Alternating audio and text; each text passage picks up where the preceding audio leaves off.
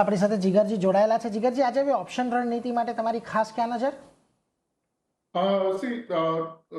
CDSL ની વાત કરીએ આપણે, સીડીએસએલ માં એક અગર આપણે લાંબા 1-1.5 વર્ષનું પ્રાઇસ એક્શન જોઈએ તો એક રેલી પછી એક મોટું કરેક્શન પણ આવેલું, એના પછી રિસેન્ટલી એક બાઉન્સ પછી પાછું એક કરેક્શન જોવા મળ્યું છે આની અંદર, અને કરેક્શન જે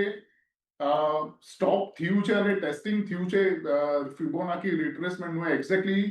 61.8% નું જે રિટ્રેસમેન્ટ જે છે રિસેન્ટલી ત્યાં આગળ જ આપણે ગઈકાલે કમ્પ્લીટ થતા જોયું છે, અને કાલે એક કેન્ડલસ્ટિક્સ પેટર્ન પણ બની છે, એક પિયર્સિંગ લાઇન પેટર્ન છે કેન્ડલસ્ટિક્સની, એ એક્ઝેક્ટલી આપણને ગઈકાલે જોવા મળી છે, અને ગઈકાલે પણ એક સારું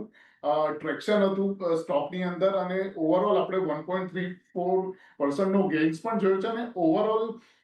વેવ્સની વાત કરીએ તો વેવ્સ જે છે 2 અવર્સના ચાર્ટમાં એક્ઝેક્ટલી આપણને એબી અને સીડી પેટર્ન જોવા મળી છે, એક્ઝેક્ટલી અલાઇન થઈ રહી છે 61.8% આગળ, અને ઓવરઓલ આરએસઆઈ ની અંદર હિડન બુલિશ ડાયવર્જન્સ પણ છે આની અંદર, એટલે એક સારો બાઉન્સ કે આપણે એટલીસ્ટ અહીંયાથી 50-60 પોઈન્ટનો બાઉન્સ આમાં જોઈ શકીએ છીએ સીડીએસએલ ની અંદર, એટલે 1260 નો કોલ બાય કરવાની સલાહ રહેશે સીડીએસએલ માં, 40 to 45 ઝોનમાં બાય કરશું, સ્ટોપ લોસ 20 નો રહેશે, પહેલો ટાર્ગેટ 80 અને સેકન્ડ ટાર્ગેટ રહેશે 85।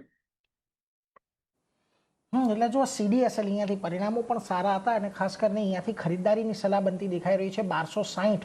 નો કોલ ઓપ્શન તમારે અહીંયાથી ખરીદીને ચાલવાનો છે 40 થી 45ની રેન્જની અંદર, 20 રૂપિયાનો સ્ટોપ લોસ રાખો, 80 અને 85 આ બંને સુધીના લક્ષ્યાંક આવી શકે છે, એટલે એના પર તમારે એક નજર ચોક્કસથી રાખવાની છે। પરંતુ એ સાથે જ આગળ